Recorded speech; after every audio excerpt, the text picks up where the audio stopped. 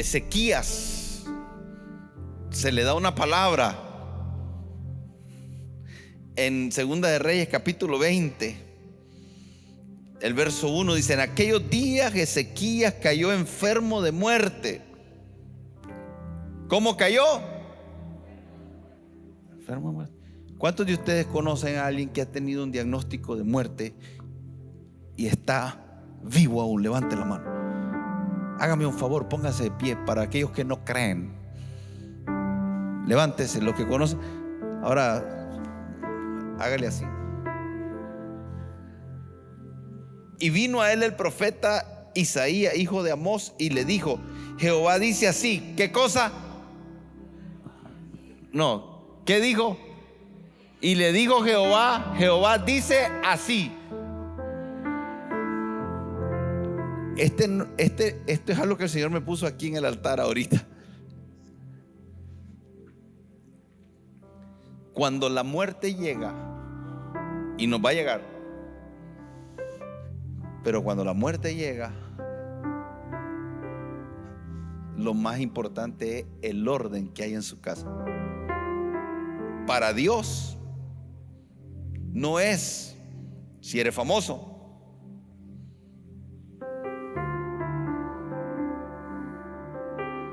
no es si te promovieron de gerente, porque hay algunos que están enfocados en ser gerente y ser gerente. Dice, imagínate que te dijeran: bueno, te vas a morir, te promovemos hoy, te morí feliz.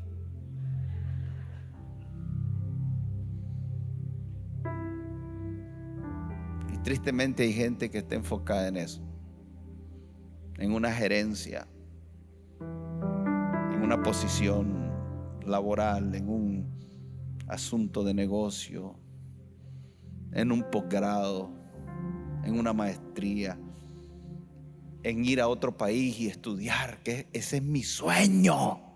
¿Usted escucha a esa gente?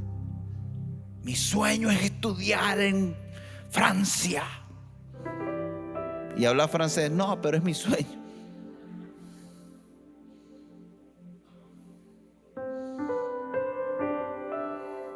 Y la casa es un total desorden. Si cuando la muerte llega, el orden de la casa es importante, ¿no deberíamos de estar viviendo para llevarla a ese orden? O sea, nuestra vida no debería de ser una vida que tiene como prioridad después de Dios tener una casa agradable a Dios.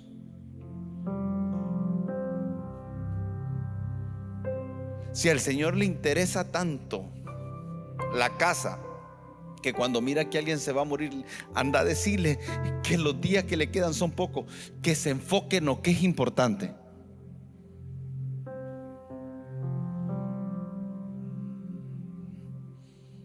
Tu casa es importante para Dios.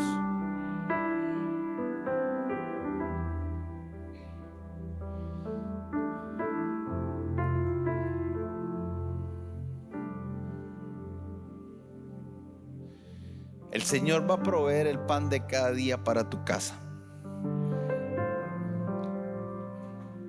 No seas como los gentiles que andan detrás de todas esas cosas y descuidan su casa, porque la casa es el lugar por medio del cual Dios lleva a cabo sus propósitos en esta tierra. Y cuando tú te vayas, Él quiere que tu casa esté en orden para que haya continuidad.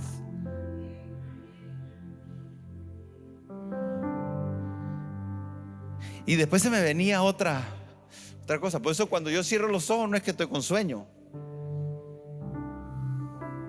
Estoy tratando de oír, ver. Nosotros estamos supuestos a ser personas que oímos y vemos en el Espíritu. Y por eso el ambiente es importante. Eso que está haciendo Frank, de cómo toca, es importante, porque si él está desordenado, turbado, convulsionado, su turbación afecta para mí el ambiente. Pero cuando Él está ahí, esto no es como musiquita manipuladora.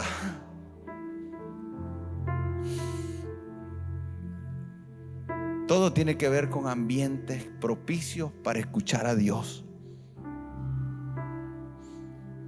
Y una de las cosas que me gusta es que nos está enseñando el Señor a propiciar los ambientes para escucharlo aquí.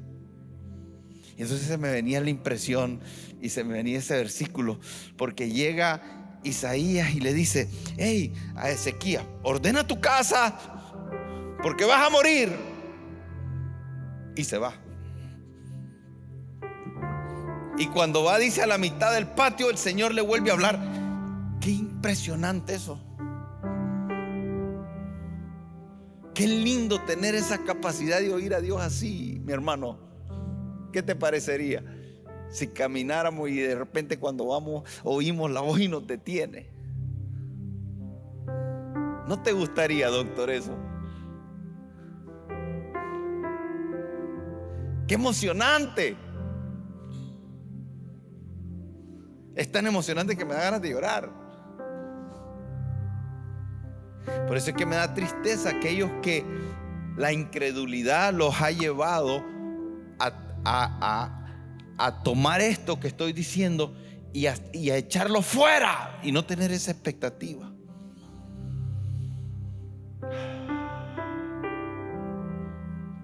Y el Señor quiere hablarnos a usted y a mí. Le voy a volver a decir: el Señor quiere hablarnos a usted y a mí. Él es el mismo de ayer, hoy y por los siglos.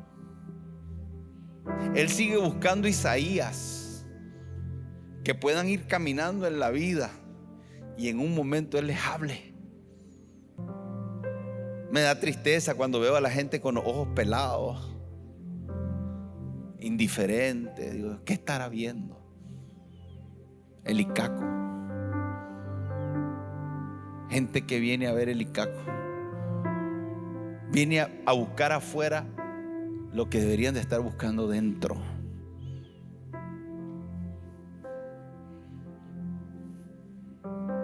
Triste. Tienen la expectativa de que algo afuera ocurra cuando tienen al Espíritu Santo dentro. Y están viendo hacia afuera en vez de ver lo que tienen dentro. Me da tristeza. Porque poniendo la mirada en mí se decepcionan.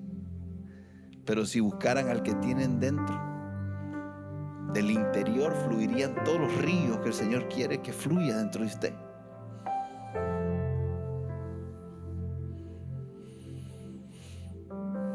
Estamos platicando, no es un mensaje. Pero esta era la impresión. Va, Isaías va para el patio y el Señor lo detiene y dice: vuélvete y dile que le doy 15 años más. Y yo decía: qué lindo. Y me dio risa por ustedes, porque si nosotros hacemos eso y vamos por donde el Señor nos lleva, a algunos les va a dar un cortocircuito.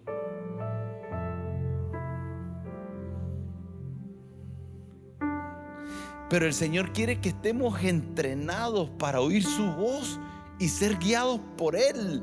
Y eso va a requerir que en algunos momentos nos vamos a equivocar, porque no somos infalibles.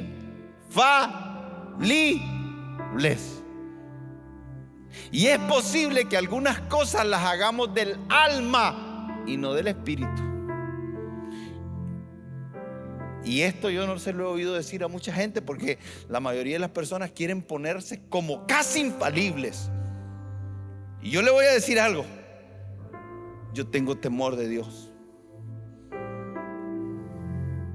Por eso es que no es por incredulidad, es temor que usted no me oye decir: así dice el Señor.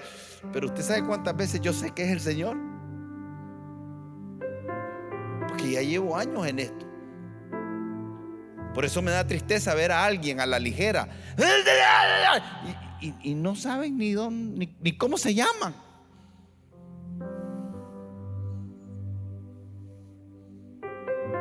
por lo menos deberían decir: ¿me permites compartirte esto que estoy sintiendo? Y eso es humildad. No es incredulidad, no es duda, es temor. Pero dentro de ese temor reverente a Dios, tomo riesgos, porque soy un hombre de fe, pero genero un ambiente en el corazón. Pero esto no es exigido para usted, le estoy hablando de mí.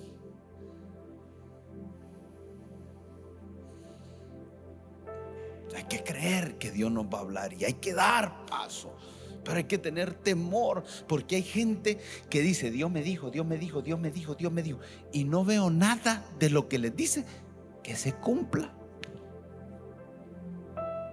Y si estuviera en el Antiguo Testamento, lo hubiéramos apedreado. Si estuviéramos en el Antiguo Testamento, yo tuviera una cantera allá atrás y tuviéramos el muro de los apedreados y sus fotos ahí, y estarían más fotos ahí de los que se han convertido aquí. Porque ¿sabe lo que dice la Escritura? Cuando profeticen, háganlo en orden, 1 o 2, y el resto juzgue. ¿Qué significa eso? A los profetas en el Antiguo Testamento no los juzgaban, ellos hablaban y la gente obedecía, pero si se equivocaban los apedreaban. En el Nuevo Testamento dice: hey, miren, anhelen los dones del Espíritu Santo, anhélenlos. Diga conmigo: hay que anhelar los dones. Por eso es que no entiendo a los que los matan.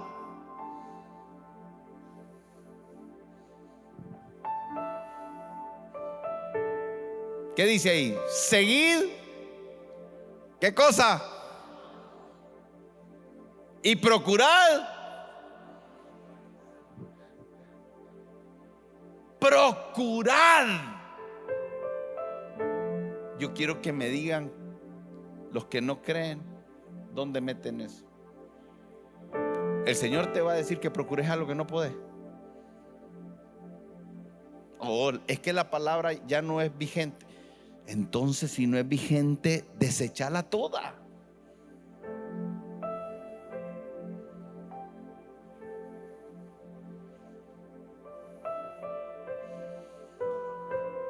Todos aquí deberíamos de procurar. Un día les voy a enseñar qué significa procurar, pero solo quiero que dice: procuren los dones. Pero ¿qué? ¿Pero qué? ¿Pero qué?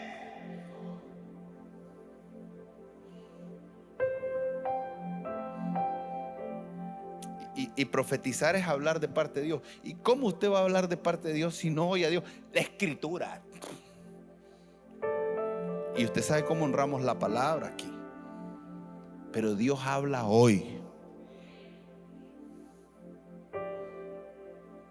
Entonces, cuando estamos en eso aquí, tenemos que estar listos para hacer giros. Porque nosotros, el hombre planea, pero Dios, dice la Escritura, endereza sus pasos. Para aquellos que son planeadores, planee, investigue, haga todas las cosas que tenga que hacer, haga estudios de mercado, haga análisis, haga todo lo que tenga que hacer. Pero después que haya hecho todo eso, cuando vaya caminando, tenga claro que Dios te puede hablar, porque el plan que tú hiciste no necesariamente es el que Él tiene. Y en ese momento tienes que tener la habilidad para no ser rígido y escuchar qué es lo que el Señor te está queriendo decir y a dónde está queriéndote llevar. Porque los planes de Él son planes de bien. Y algunos planes nuestros no son tan buenos.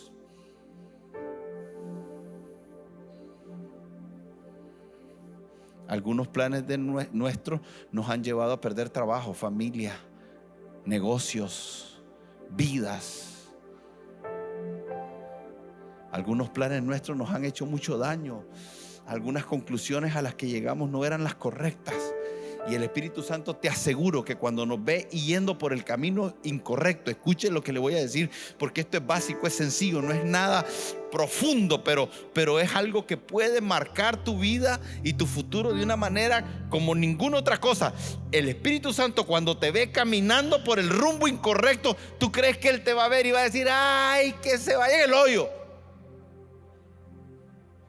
¿Usted cree que el Espíritu Santo va a decir eso?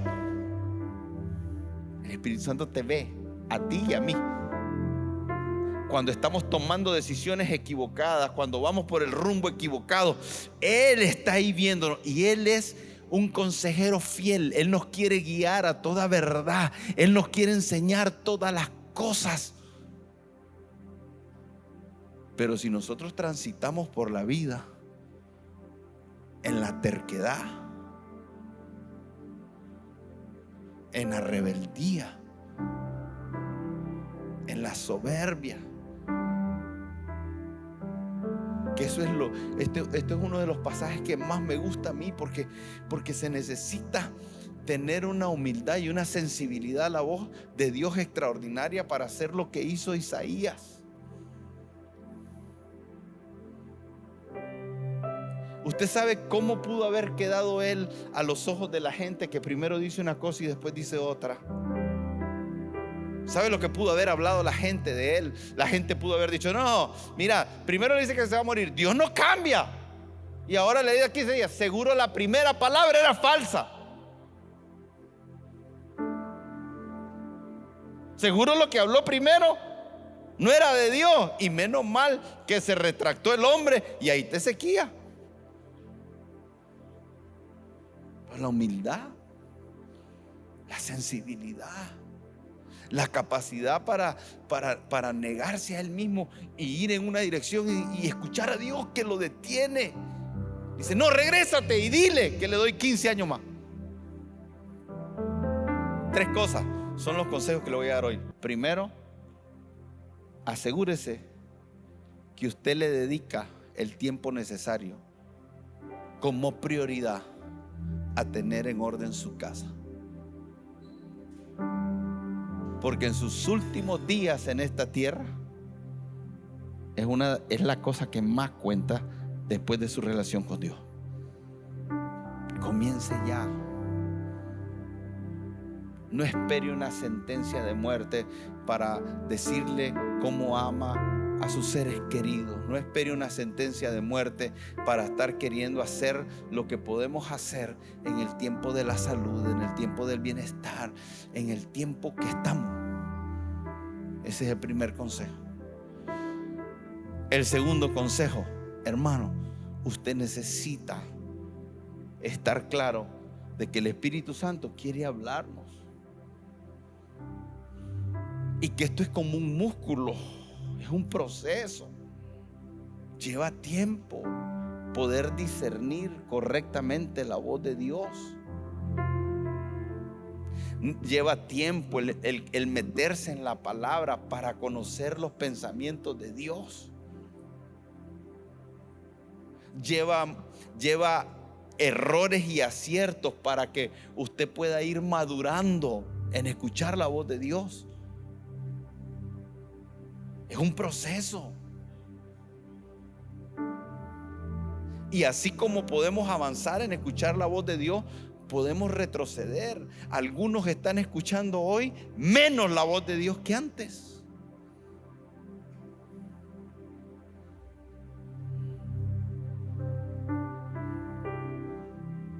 Algunos pudieran estar hoy aquí y tener cerumen, doctor, y tener miopía. ¿Cuál sería una enfermedad? Catarata, miopía, ¿qué más? Antimatismo, credomatic.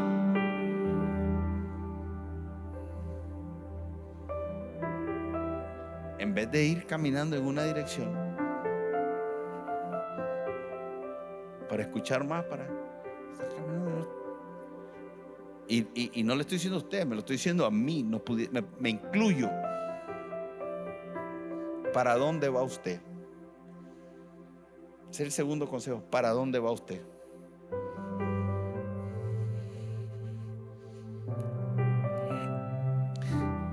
Nosotros, dice la Biblia, que somos el que se une al Señor, que es un espíritu con Él. Quisiera tener una ilustración para, no sé, pero ¿sabe cómo es eso? Si me lo permite, tal vez se lo explico. Este es el Señor y este es usted. Y un día nos unimos al Señor y ya no se ve quién es quién.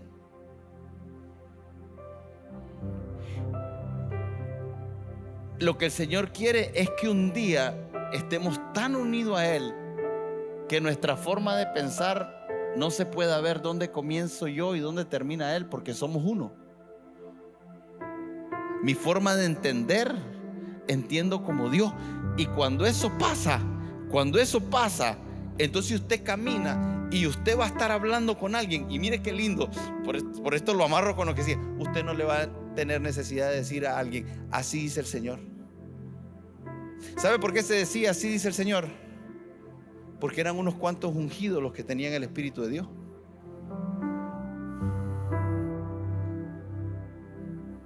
Entonces era cuando decimos, cuando el profeta hablaba y decía: así dice el Señor. Y esto me está cayendo ahorita. Cuando el profeta hablaba y decía: así dice el Señor, lo que decía es: el Señor es este y yo soy este. Estamos separados. Ahorita voy a hablar de parte de Dios. Entonces, lo que decía el profeta era: ahorita no vas a hablar con Isaías, vas a hablar con el Señor. Y sabe qué es interesante, en la iglesia algunos profetizan así: así, Señor, y regresé. Parece como que se van y regresan, como que los toma y el resto del tiempo ya no te toma.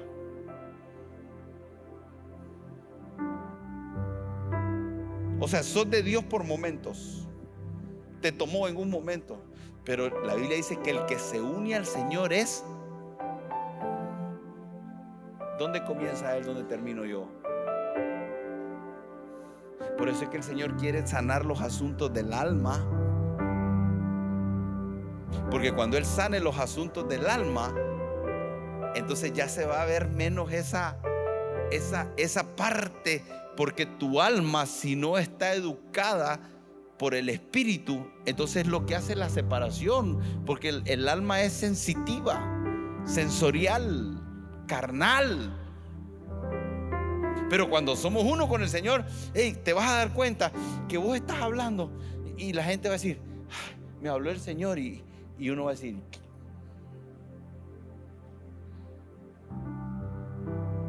y no tuve que decir así, Señor. Porque cada vez que usted habla lleno del Espíritu Santo, si usted está lleno del Espíritu Santo, cada vez que usted habla, usted manifiesta esa llenura.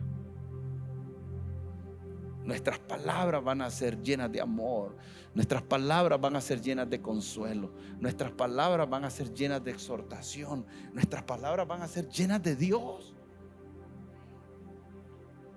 Entonces, donde vamos, hablamos de parte de Dios todo el tiempo para nosotros. Por eso es que la Biblia nos dice que las malas conversaciones corrompen la... O sea, nosotros, que no salga ninguna palabra corrupta de tu boca.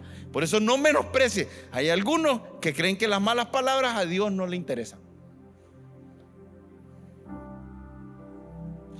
Pero bueno, son 3 consejos y le tengo que dar el tercero. Lo último, dice: Dios le concede los 15 años más. Pero Isaías vuelve a darle una palabra, porque lo que hace más adelante Ezequías es que llegan unos a visitarlo y le muestra todos los tesoros, toda la plata, todo el oro, todas las especies, todos los ungüentos. Y viene Isaías a preguntarle y le dice en el verso 14 de 2 de Reyes 20, dice: ¿qué te dijeron aquellos varones y de dónde vinieron? Ezequías le cuenta y le dice: ¿qué vieron en tu casa? Y Ezequías respondió: vieron todo lo que había en mi casa, nada quedó de mis tesoros que no le mostrase. Entonces Isaías dijo a Ezequías: oye palabra de Dios, he aquí vienen días.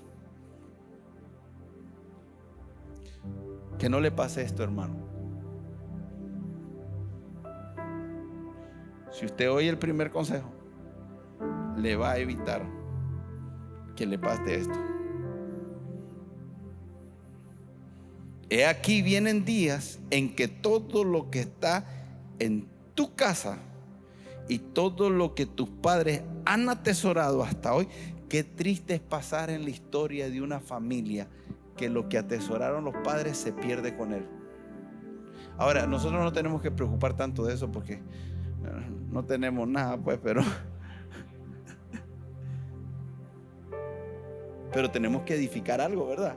Usted está edificando algo para su casa. Y de tus hijos que saldrán de ti, que habrás engendrado, tomarán y serán eunucos. Un eunuco es alguien que no se puede reproducir. Entonces lo que estaba diciendo es: tu generación será una generación estéril.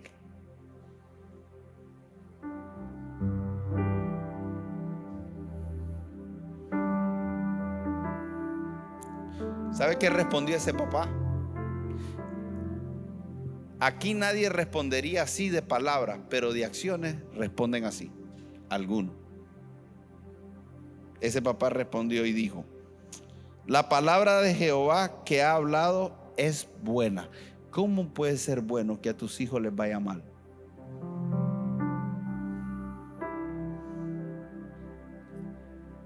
Pero aquí está el corazón egoísta. Habrá al menos paz y seguridad en mis días. No sea de los padres que solo está pensando en sus días.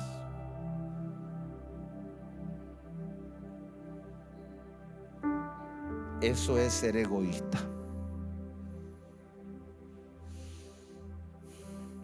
Los padres deberíamos de vivir para atesorar para los hijos.